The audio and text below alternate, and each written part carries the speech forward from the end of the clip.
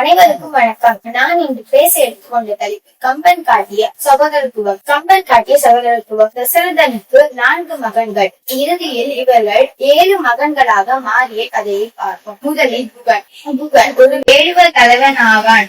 ராமன் கங்கை கரைக்கு வருவதை அறிந்த புகன் முதலில் அவரை பார்க்க போகும்போது காணிக்கையாக மீனையும் தேனையும் அவருக்கு எடுத்து செல்கிறார். அதன் பின் மறுநாள் அவர் கங்கை கரையை கடக்கும் போது புகன், நீங்கள் செல்லாதீர்கள், இங்கே இருங்கள், இதுவும் காடுதான், நாங்கள் எல்லாரும் உங்களுக்கு உதவி செய்கிறோம் என்று புகன் சொல்கிறான்.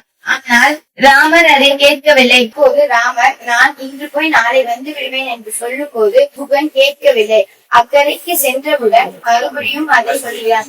அப்போது என் மீது இவ்வளவு அன்பு கொண்ட உன்னை நான் என் தம்பியாக ஏற்றுக்கொள்கிறேன் என்று ராமர் புகனை தன் தம்பியாக ஏற்றுக்கொள்கிறான். நாங்கள் 4 சகோதரர்கள், உன்னுடன் சேர்த்து 5 ஆகும். அதன் பின் விபீஷன். முதலில் அண்ணன் ராவணனுக்கு 1000 முறை சொல்லியும் அவன் காதில் அவன் கேட்கவில்லை.